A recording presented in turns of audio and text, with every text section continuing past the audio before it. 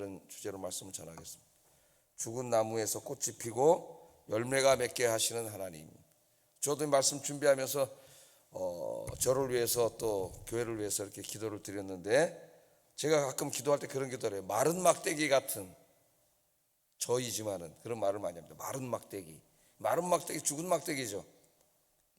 이 아론이 들고 다니던 지팡이는 죽은 나무인데, 하나님께서 그 죽은 나무에서 싹이 나고 꽃이 피고 열매가 맺게 하셨잖아요. 저도 이제 기도를 그렇게 합니다. 오늘도 아침에 와서 여기 올라와서 그런 기도를 드렸는데, 죽은 막대기 같은 나지만은 하나님께서 내 인생에도 싹이 나고 꽃이 피고 열매가 맺게 하시고, 내 목회에도 싹이 나고 꽃이 피고 열매가 맺게 하시고, 우리 아현교회에도 싹이 나고 꽃이 피고 열매가 맺게 하여 주시옵소서. 생명이 살아나는 역사가 일어나게 하여 주시옵소서. 할렐루야. 여러분도 그렇게 기도하시기를 주의 이름으로 축복합니다. 자, 죽은 나무에서 꽃이 피고 열매가 맺게 하시는 하나님. 자, 17장은 16장과 밀접하게 연관이 되어 있어요. 16장은 상당히 슬프고 불행한 이야기입니다. 하나님의 약속을 받고 하나님의 축복을 약속받고 그렇게 나왔던 백성들, 또 하나님이 중요한 일들을 맡겨주셨습니다. 그래서 성막을 직접 언약궤를 지는 사람들, 또 장자지파로서 남쪽 진영을 책임지는 사람들, 이렇게 어제 모세가 말했듯이 이 일이 작은 일이냐, 하나님 이렇게 중요한 일을 맡겼는데 그렇게 말씀하시잖아요. 그런 일을 다 하나님이 맡겨주셔가지고 그 일을 잘 감당하면서 복을 받고 살아야 될 사람들이 그 마음속에 교만한 마음이 들어가게 되고, 하나님이 그들에게 맡기신 본질적인 사명에 관심을 갖지 않고 엉뚱한데 누가 우리 공동체에 으뜸이 되느냐, 누가 이 공동체를 좌지우지하는 그런 일을 감당하는 높은 지위에 있는 사람이 되느냐 하는 이런 데에 관심을 가졌다가 어제 몇 명이나 죽었어요. 그렇게 가담했던 사람 거의 15,000명 정도가 죽음을 당하는 불행한 일이 일어났습니다. 일어나서는 안 되는 일인데 그런 일이 일어났어요. 복을 받아서 살다가 하나님께 가야 될 그 사람들이 그 죄악에, 마음속에서 나오는 이 교만에 비롯된 이 죄악에 빠져가지고 불행한 인생을 다 마치고 말았습니다. 17장은 여기에 대한 하나님의 안전장치라고 보면 되겠어요. 안전장치. 그러니까 어떻게 보면은 하나님이 이제 모세의 지팡이에만 싹이 나게 하셔가지고 모세가 진짜 하나님 택하신 영적인 지도자라고 하는 것을 보여줌으로써 모세의 어떤 그 영적인 지도력을 또 아론이죠. 오늘은 특별히 여기 모세보다는 오늘은 이제 제사장의 그 아론의 지도력을 더 이렇게 분명하게 강화시켜주는 그런 말씀만 있는 것처럼 보여요. 그러나 본문을 자세히 읽어보면은 여기는 그것보다 더 중요한 하나님의 목적이 있어요. 그게 뭐냐면 이스라엘 백성들이 다시는 죄짓지 않고 죽지 않게 하기 위함입니다. 하나님은 너무나 잘 아세요. 인간의 마음속에는 으뜸이 되고자 하는 마음이 다 있다는 거. 그래서 그 공동체 안에서 어느 정도 기여를 하고 자기 자리를 차지하게 되면은 그 으뜸이 되고자 하는 교만한 마음이 확 일어나가지고 하나님이 세워놓으신 그 영적인 질서에 도전하고 결국은 하나님을 대적하는 죄를 짓게 될 수밖에 없다는 것을 하나님 너무나 잘 알아요. 그러니까 그게 지금 여기 이때의 일만이 아니라 오늘 21세기에 이 대한민국 교회 안에서 이게 그대로 일어나고 있지 않습니까? 지금도. 그래서 하나님이 이 말씀을 주셨는데 이 말씀을 읽고 묵상하면서 말씀대로만 순종하여 살면 그런 일을 하지 않을 텐데 지금도 그 길을 가는 사람들이 너무나 많아요. 그래서 오늘 이 말씀은 이 하나님의 백성들, 언약 백성들이 다시는 이런 죄를 지어서 하나님의 심판을 받고 멸망받는 일이 일어나지 않도록 하기 위한 하나님의 사랑이에요. 사랑. 오늘 여기 있는 말씀이 왜 그런가 한번 좀 살펴보겠습니다. 자, 15,000명이나 죽었잖아요. 하나님의 백성들이. 말이 15,000명 죽었다 그거지 한번 여러분 생각을 해보세요. 그 이스라엘 공동체에 15,000명이 죽었다는 것은 거기에 가장도 있고, 그죠? 어린아이들의 아빠도 있고, 어떤 사람은 남편도 있고, 250명의 루벤 지파 지도자들 다 생각을 해보세요. 또 그 다음날 그걸 보고도 또 하나님을 대적했던 사람들 14,700명, 조합하면 15,000명 정도가 되는 이 사람들이 죽었으니까 완전히 초상집이 된 거죠. 공동체 전체가. 자, 그때 하나님이 이제 모세에게 말씀을 하십니다. 내일 어떻게 하느냐? 이스라엘에 12지파가 있잖아요. 원래 레위 지파는 거기서 뺐어요. 그러면 11지파인데 왜 12지파예요? 요셉 지파를 반으로 나누어서 장자인 므낫세 지파, 에브라임 지파, 므낫세 지파 이렇게 나눠가지고 12지파. 엄격히 말하면은 13지파인데 레위 지파는 거기서 들어가지 않게 했습니다. 각 지파에 다 또 각 지파 지도자들 있죠. 각 지파에. 우리나라는 경기도, 뭐 경상도, 전라도, 충청도 도지사가 있듯이 그 지도자들이 있단 말이에요. 그 지도자들의 지팡이는 죽은 지팡이죠. 나무 잘라가지고 다 이제 뭐 유약을 칠하고 그래서 여기서 무슨 싹이 날 리도 없고 꽃이 필 일은 전혀 없는 죽은 지팡이인데 그 지팡이들을 다 가져오겠어요. 각 지파 지도자들의 지팡이 12개, 그리고 아론의 지팡이, 레위 지파를 대표하는 아론의 지팡이도 가져오게 했습니다. 그리고 누구 지팡이인지 구별을 해야 되니까 그 지팡이 위에다가 각 족장들의 이름을 다 쓰게 했어요. 그럼 이제 누구 건지 분명히 알잖아요. 그리고 아론이 가져온 지팡이에는 아론의 이름을 쓰게 했습니다. 지팡이가 몇 개예요? 총 13개. 이 내용이 2절에서 4절 말씀에 있는데 한번 우리가 읽어보면서 확인해 보겠습니다. 시작. 각 조상의 가문을 따라 지팡이 하나씩을 취하되 곧 그들의 조상의 가문대로 그 모든 지휘관에게서 지팡이 12를 취하고 그 사람들의 이름을 각각 그 지팡이에 쓰되 레위의 지팡이에는 아론의 이름을 쓰라. 이는 그들의 조상의 가문의 각 수령이 지팡이 하나씩 있어야 할 것임이니라. 그 지팡이를 회막 안에서 내가 너희와 만나는 곳인 증거궤 앞에 두라. 그래서 이제 지팡이 13개 가져와 가지고 다 이제 각 지파의 족장들 이름을 쓰고 레위 지파에는 아론의 이름을 써서 13개 지팡이를 어디다 놨어요? 하나님의 언약궤가 있는 곳에 13개의 지팡이를 갖다 놓으라 그랬어요. 그러니까 13개 지팡이 다 죽은 지팡이, 죽은 나무 아닙니까? 거기 다 죽어서 오래된 나무들인데 거기다 이름이 다 써 있어요. 누구 지팡이인지. 증거궤 앞에 딱 갖다 놨습니다. 자, 하나님께서 이렇게 하신 이유, 왜 그렇게 하라 그랬느냐? 5절에 이유가 나와요. 읽어보겠습니다. 시작. 싹이 나리니 이곳으로 이스라엘 자손이 너희에게 대하여 원망하는 말을 내 앞에서 그치게 하리라. 이 16장에서 왜 이런 일이 일어났어요? 뭐라 그랬습니까? 그 사람들이, 반란을 일으켰던 사람들이. 너희만 하나님의 거룩한 백성이냐? 하나님이 너희와만 함께 계시냐? 우리도 하나님의 백성, 거룩한 백성이고 하나님이 우리와도 함께 계시거늘 너희가 왜 우리 위에 군림하려고 하느냐? 그러면서 막 원망을 하고 불평을 하고 대적을 했잖아요. 자, 그래서 하나님이 이 일을 통해서 무엇을 보여주냐면, 첫 번째, 누가 진짜 하나님이 택하신 영적인 지도자인가, 그걸 하나님이 분명히 보여주시기를 원하셨던 것 같아요. 그래야 다시는 이스라엘이 하나님이 세우신 영적인 리더십에 반란을 하고 대적하는 죄를 짓지 않고, 그렇게 해야만 그들의 생명을 보존해. 하나님의 심판을 받지 않아요.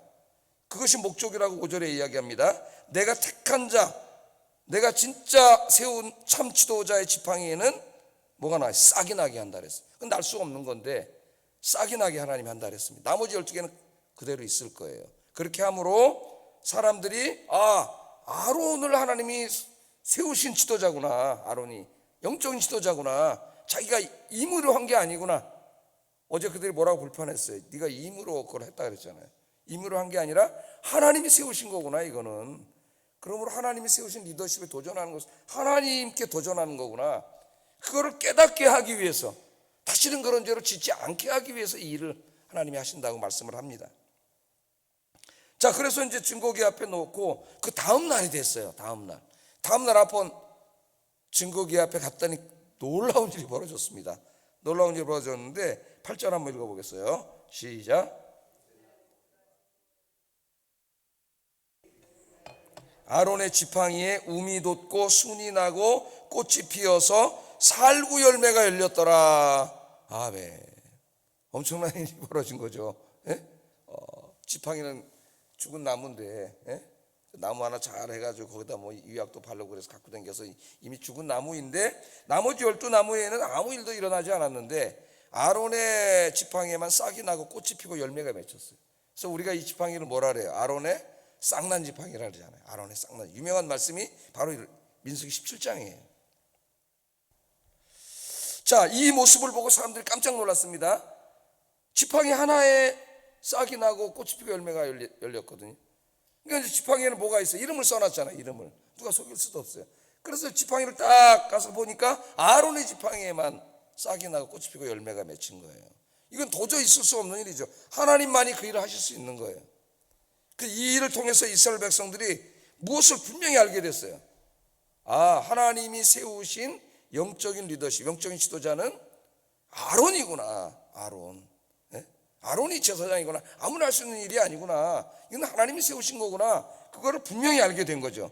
이 사람들이 12지파에도 12명의 지도자들이 있었습니다. 그러나 아론의 지팡이에만 싹이 나고 열매가 났잖아요.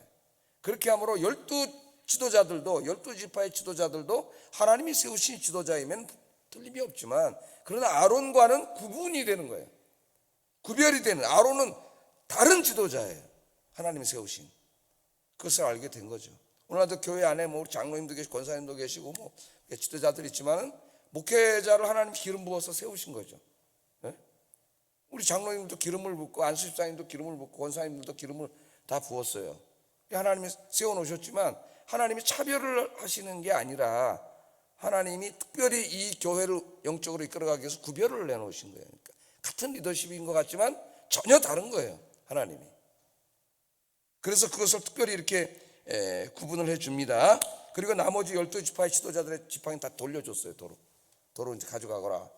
지도력을 하나님이 인정해 준 거예요. 그것도 지파의 지도자로서 그 일만 잘 감당하면 돼. 근데 왜 자꾸 모세와 아론을 쳐다보면서 저 자리를 자기네가 하겠다고, 그 사람들의 역할을 자기가 하겠다고, 그런 하나님의 뜻과는 다른 이야기를 자꾸 하는 거죠. 그러니까 지팡이를 주면서 하나님 맡겨주신 12지파, 자기의 지파를 이끄는 일, 그 일을 잘 감당하면 되는 거죠.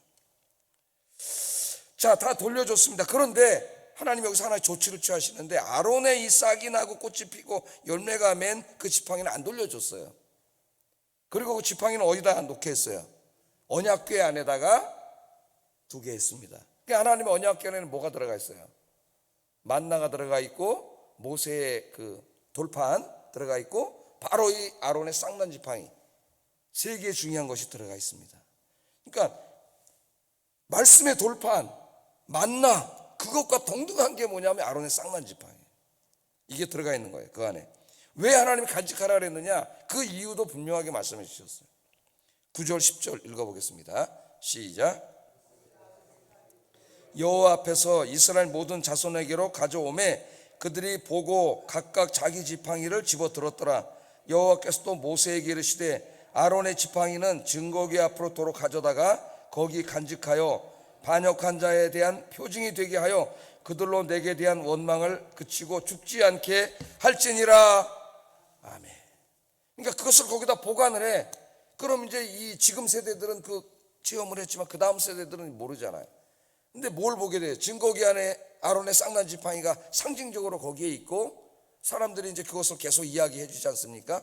그러므로 뭘 기억해요? 민수기 16장의 이 불행한 이 사건, 하나님이 세우신 영적인 리더십에 반역하고 도전했다가 15,000명이나 죽었던 이 불행한 사건, 이 사건을 기억하게 하는 상징으로 거기 돌아가는 거예요. 그래야만 그 다음 사람들이 다시는 이런 죄를 지어서 짓지 않고 하나님이 심판을 받지 않을 거 아니냐. 그러니까 이 모든 일을 하신 그 배후에는 이스라엘 백성들을 보존하고자 하는 하나님의 사랑이 들어가 있는 거예요. 사랑의 표시. 다시는 그들이 그런 죄를 짓고 하나님의 심판을 받지 않게 하기 위해서 하나님이 아론의 지팡이에 싹이 나고 꽃이 피고 열매가 맺게 하시고 그 다음에는 그것을 언약궤 안에 두게 하심으로 모든 사람이 하나님이 세우신 영적인 질서에 반역하지 않도록 하나님 그렇게 조치를 취했습니다. 그래서 하나님의 백성들이 다시는 죄짓지 않고 하나님 말씀에 순종하고 하나님 뜻에 따라 살아서 복을 받는 백성이 되도록 하고자 하는 것이 하나님의 뜻이에요. 여기에 무슨 하나님 막 기적을 행하고 막 아론 막 높여주고 막 그러려고 한 게 아니라 사실 이 모든 일을 누구를 위해서 한 거예요? 이스라엘 백성들의 행복을 위해서 그들을 사랑하는 마음으로 하나님이 해주신 게 이 모세의 쌍난 지팡이입니다. 그걸 알아야 되겠죠. 꼭 이 말씀이 뭐하고 연결되는 것 같아요? 신약 시대로 오면은 십자가하고 연결이 돼요. 우리 예수님께서 우리 인간의 죄로부터 구원해 주시기 위해서 2000년 전에 인간의 몸을 입고 이 땅에 오셨습니다. 그래서 생명이 없는 십자가에 죽은 나무죠. 십자가는 죽은 나무에 우리 예수님께서 이제 우리의 모든 죄를 짊어지고 거기서 죽으셨어요. 자기 생명을 주셨습니다.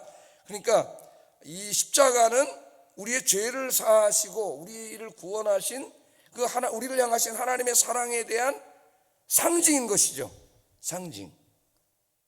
그래서 이제 다른 교단에는 다 이제 뒤에 십자가를 많이 달았는데 우리 합동측 교단에서는 총회에서 십자가를 달지 말자고 결의를 해가지고 십자가를 안 달고 있어요. 십자가를 안 달고 있는데 뭐 달아도 상관이 없다고 생각합니다. 저는 안 달게 한 이유는 그 십자가를 우상화할까봐.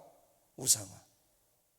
그래서 그 십자가는 그냥 우리를 향하신 하나님의 사랑에 대한 상징인데 십자가를 볼 때마다 그 주님의 사랑을 기억하면 되는데 그 십자가 자체를 와서 이걸 막 만져보고 그러면서 그 십자가를 만지면 그 십자가가 마치 엄청난 기적적인 능력을 행해가지고 병을 고치고 막 이럴 것 같은, 그렇게 되면 미신이 되는 거죠. 그래서 그게 미신이 되고 우상이 될까 봐 이걸 두려워해가지고 우리 합동교단에서는 달지 말자 그랬어요. 교단 앞에는. 왜냐하면 강단에서 말씀을 선포하는데 이게 자칫 잘못하면 우상이 돼가지고 저쪽으로 집중이 될 수가 있기 때문에. 가톨릭에는 막 십자가도 있고 거기에 예수님께서 막 고통당하고 죽으시는 그런 상까지 새겨서 이렇게 있죠. 뭐 단다고 뭐 그게 율법이 어긋나고 말씀이 어긋나는 건 아니에요. 그런 부작용을 막기 위해서 한 것인데, 그러나 모든 교회 바깥에는 다 뭐가 달려 있어요? 십자가가 달려 있는데, 그래서 이 십자가는 뭐예요? 속죄. 우리의 죄를 사하시고 우리를 구원하시고 우리에게 생명을 주셨, 영원한 생명을 주신 하나님의 사랑의 상징이죠. 그래서 우리가 이걸 다 새로운 십자가를 달면서 빨갛게 그냥 십자가 딱 불을 밝혀놨더니 이 하나님의 사랑을 알지 못하는 사람들이 사와가지고 너무 밝으니까 줄여주세요. 그래가지고 두 번 다 조도를 굉장히 낮춰 놓게 됐죠. 여러분, 이 증거기 안에 있는 그 모세 쌍난 지팡이를 생각할 때마다 민수기 16장의 그 불행했던 사건을 기억하면서 다시는 그런 원망하고 하나님의 질서에 도전하는 죄를 짓지 않겠습니다 하는 걸 다짐하라고 하나님이 그걸 주신 거잖아요. 그러니까 우리도 이제 이 교회 십자가를 바라볼 때마다 똑같은 걸 생각해야 돼. 하나님께서 우리 같은 죄인의 죄를 용서해 주시기 위해서 인간의 몸으로 오셨고 저 십자가에서 죽으심으로 우리의 죄를 사해 주시고 구원해 주셨구나. 우리를 하나님의 자녀 삼아 주셨구나. 그냥 하나님의 심판을 받아서 죽어서 지옥 갈 인생인데 영원한 생명을 주셨구나. 할렐루야. 감사하면서, 그러므로 우리가 십자가를 바라볼 때마다 내가 이제 다시는 죄 짓고 살면 안 되겠구나. 죄를 멀리 해야 되겠구나. 죄는 그 모양이라도 버려야 되겠구나. 십자가는 그것을 우리에게 계속 말하고 있는 거예요. 너의 죄 때문에 주님께서 십자가에서 죽지 않았느냐. 십자가를 볼 때마다 그 메시지를 들을 수 있기 바랍니다. 그럴 때마다 어떻게 돼요? 내가 십자가의 원수로 행하지 않고, 바울이 그랬죠. 어떤 사람 십자가의 원수로 행한다고. 원수로 행하지 않고 죄를 멀리하고 하나님 앞에 거룩한 삶을 살 수 있습니다. 하나님을 아프게 하고 걱정되게 하는 사람이 아니라 하나님을 기쁘시게 하는 여러분의 거룩한 삶이 되기를 주의 이름으로 축복합니다. 한 가지 더 묵상할 말씀은, 이 하나님께서 죽은 나무에 거기 싹이 날 수가 없어요. 누구도 그렇게 할 수 없습니다. 죽은 나무 지팡이에서는. 그런데 하나님은 창조의 하나님이세요. 생명의 하나님이시고 거기서 싹이 나고 꽃이 피고 열매가 맺히게 한 거예요. 저는 이제 목회자로서 아론의 지팡이, 죽은 지팡이에서 싹이 나고 꽃이 피고 열매가 맺게 하신 하나님, 저도 마른 막대기 같은 그런 자이오나 아무것도 아닌 죽은 막대기 같은 자이오나 하나님 나를 통해서 역사하셔서 내가 전하는 목회 말씀을 통하여 싹이 나고 꽃이 피고 열매가 맺게 하시고 생명이 살아나게 하시고, 할렐루야, 생명의 사역이 일어나게 해주세요. 제가 기도했다니까요. 여러분도 그렇게 기도하세요. 마른 막대기 같은 나를 하나님 사용하셔서 내 입술을 통해 복음을 전하게 하시고 수많은 생명들을 살리게 하여 주시옵소서. 자, 하나님은 죽은 나무 지팡이에서 싹이 나고 꽃이 피고 열매가 맺히게 하실 수 있는 전능하신 하나님이세요. 예수님께서 우리의 죄를 사하시기 위해서 십자가에서 죽으시고 우리에게 생명을 주시기 위해서, 구원하시기 위해서 3일 만에 부활하셨어요. 그 죽은 나무에서 생명이 살아난 거예요. 싹이 나고 꽃이 피고 열매가 맺어서 그 십자가와 부활을 통하여 온 인류에게 생명을 주는 위대한 역사를 우리 주님께서 이루어 주셨습니다. 그러므로 누구든지 예수님 앞에 나오면, 예수 믿으면 마른 막대기처럼 죽은 인생이 다시 살아나는 역사가 일어난다. 살아나는 역사가. 요한복음 4장에 나오는 사마리아 여인을 한번 생각해 보세요. 행복해 보려고 5번이나 남편을 바꾸고 6번째 남편과 살면서 몸부림쳤지만 행복하지 못하고, 대인기피증, 우울증 안 나오지만 그 증상을 보면 다 나와요. 그 안에 사람이 많은 곳에 나오지도 못하고 12시에 다 사람들 낮잠 잘 때 나서 몰래 물기러 가고 그런 불행한 인생이었는데, 그 우물가에서 예수 그리스도를 만난 다음에 어떻게 됐어요? 그 죽은 나무 같은 인생이 싹이 나고 꽃이 피고 열매가 맺고, 메시아를 만났다고 기뻐서 사람들을 만나지도 못하던 사람이 마을로 뛰어들어가서 내가 메시아를 만났다 복음을 증거하는 생명의 사람이 됐습니다. 할렐루야. 요한복음 9장에 가늠하다 붙잡힌 여인, 마른 막대기 같은 여인, 죽은 사람이나 마찬가지인 그런 가늠하다 붙잡힌 여인이었지만 예수님 만난 이후에 죄사함 받고 주님을 위해 일하는 새 생명으로 다시 태어났어요.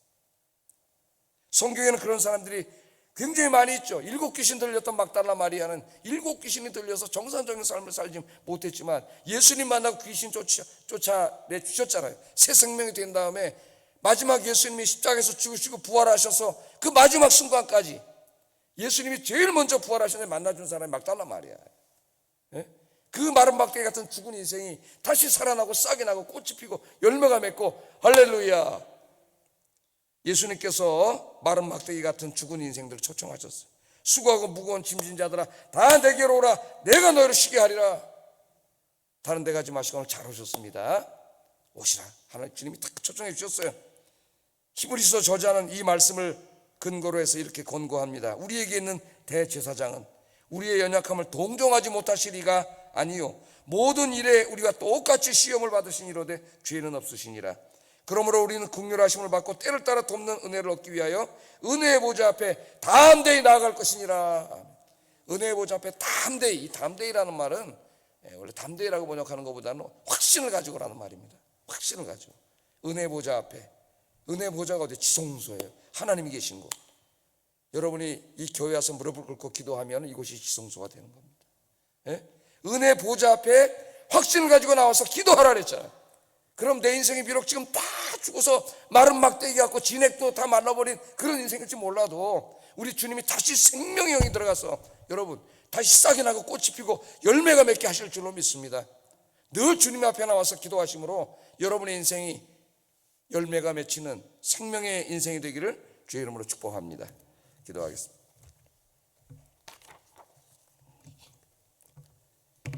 날마다 십자가를 바라보며 나의 죄 때문에 십자가에서 죽으신 예수님을 깊이 생각하게 하시고 다시는 죄 가운데 살지 않게 하소서. 두 번째, 마른 막대기 같은 내 인생에 영육간에 싹이 나고 꽃이 피고 열매가 맺히는 축복의 인생으로 오늘 다시 부활하게 하소서. 기도하겠습니다. 사랑과 은혜가 충만하신 하나님 아버지,